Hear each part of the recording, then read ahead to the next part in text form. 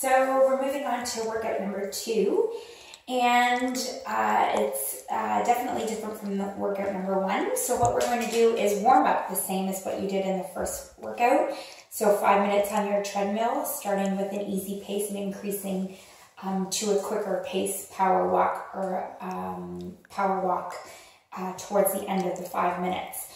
Once you've done your 5 minutes, you're going to do 7 minutes of working out using muscular endurance.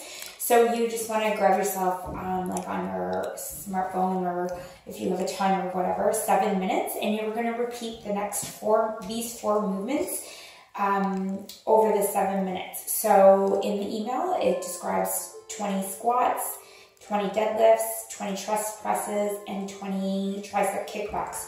So what that looks like is the squats, the same as the other day, with or without a set of hand weights in your hands. Shoulders back, sitting your hips back like you're sitting in a chair and up. So you can repeat this movement 20 times. When you're doing this one, make sure that your feet are shoulder width apart, toes and heels are straight forward, so try not to bring one foot out to the side, or be very aware that your knees are not caving in. You want to make sure that your feet are shoulder width apart, knees stay over your ankles, sit back in your chair and up. So you repeat that 20 times. The next exercise, I would suggest starting the first time without a set of weights. And basically what you want to do is, again, put your feet shoulder width apart. Shoulders are down and back. You want to come hinge forward from your hips, and you want to reach your hands to about the middle of your shins, and you want to come back up. So you have a nice neutral spine, hinge forward, keep your knees bent, nice neutral spine, and lift up. So you want to hinge forward, feel the stretch through the back of the legs, and then lift it up. You want to keep repeating that 20 times. So after you've done that 20 times, you're going to go into a chest press. So this is a great movement to build chest muscles. We talked about push-ups earlier this week. This is working the same muscles as your push-ups, but you are down on the ground. You can have your knees bent or straight, whatever you prefer. I personally prefer my knees bent just because it helps me keep my lower back in towards the mat. Your hands are about shoulder width apart. Weights and your elbows are in a 90-degree angle. You want to take an exhale, press the weights over your head, and then right back down. So arms are at a 90-degree angle, nice and flat on the back. Making sure that your lower back is pressed against the mat. Bringing your hands straight up over your chest and right back down. You want to take an exhale as you lift those hands up over your chest and back down. So again, you're going to repeat that same movement 20 times. After you've done that for 20 times, you're going to sit up, stand up first. And for this one here, you're going to, much like the second movement, your feet are shoulder width apart. You're hinging from your hips. However, this time you're going to lift your elbows up. So instead of your elbows flaring out, you want to keep your elbows tucked in as close to your back as you can. Hands are starting just by your chest, but that's what you want to do is extend them out, feel the back of the arms squeeze, and bring it in. So you want to repeat that 20 times. All right, just like that. So pressing back. So sometimes people have a tendency to do something like this. That is not the idea. You want to keep your elbows up, press your forearm back, and in. All right, after that, so those are the 4 movements that you want to repeat for these 7 minutes. So basically, you set your timer for 7 minutes, you do 20 squats. Once you've completed your 20 squats, you do 20 deadlifts. Once you've done your 20 deadlifts, you go down on the floor and you do your 20 chest presses. Once you've done your 20 chest presses, you stand back up and do your tricep kickbacks. And so you would keep repeating those movements until your timer goes up, or you can see that the 7 minutes has elapsed. If you need to take a break within that 7 minutes, go for it at any time. As you feel yourself short of breath, you know your muscles are feeling it, take a break, but always come back to repeat the set until the 7 minutes has elapsed. All right, so after you've done that set, you're going to set your timer, and you're going to do the same idea. You're going to have 4 moves that you're going to repeat for the 7 minutes. They're just different exercises. Both of these sets require you to use full body movements, so you're going to see that your arms are going to feel it, your abs are going to feel it, and your legs are going to feel it. All right, so this one, what it is going to start with is you start by laying on the ground. You're laying on the ground. You want to lift your shoulders off the ground, keep your chin away from your chest. You want your legs, your heels to be close in towards your body, but your knees are shoulder width apart, knees and feet are shoulder apart. You're going to reach towards the outside of your shoe, reaching as close to your toes as you can. So your shoulders stay off the ground. You reach towards the outside of your shoes as close to your toes as you can. So reaching from side to side. You're really going to feel this in the sides of your obliques. Your obliques are the side of your abs.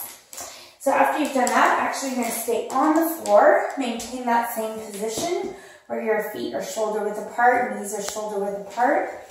You, this time, are going to change the focus so that you lift your hips off the ground, tilt your pelvis towards the ceiling, and drop it back down.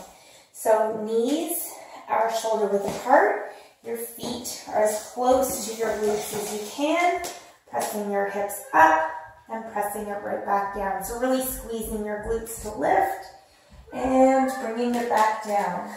The last exercise, oh no, 2 more exercises. You are going to use your stairs, or if you have a stool or some kind of chair, anything like that.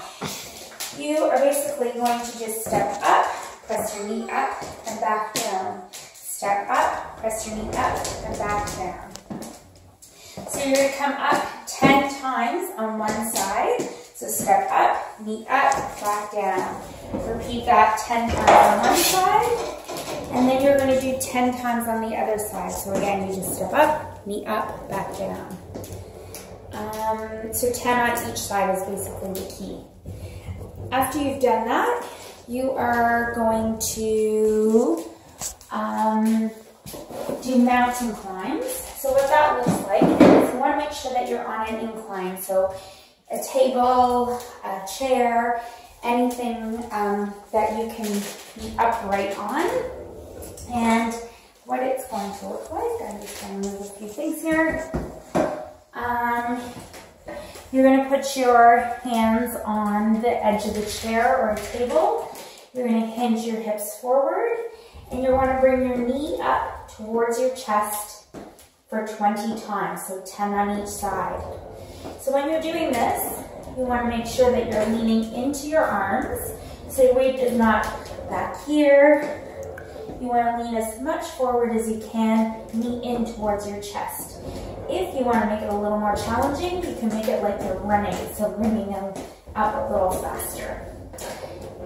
So those are the 4 exercises that you will repeat for the 7 minutes.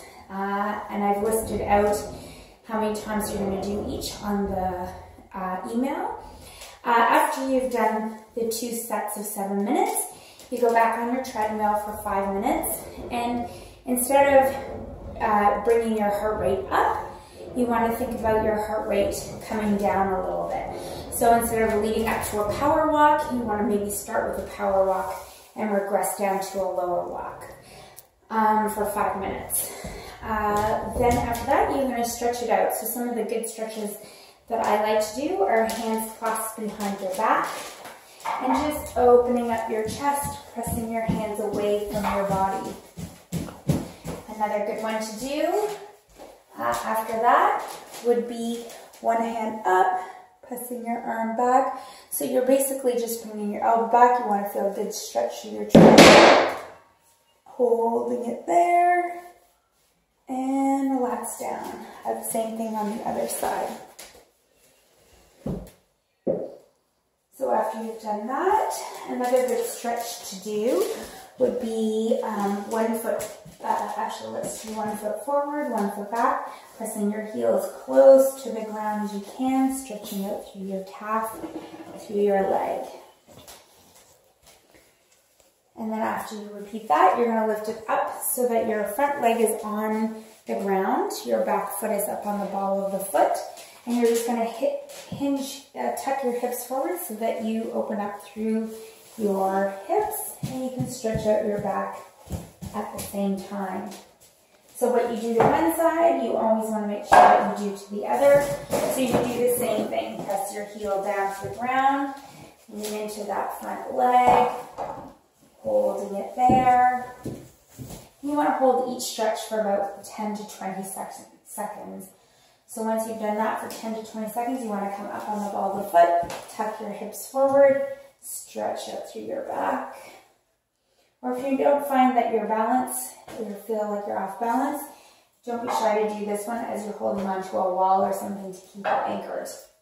All right, so that's everything. You have the email, you have the workout video. If you have any more questions, you can email me or you can text me at any time, and we can figure out a time to talk from there. Thanks.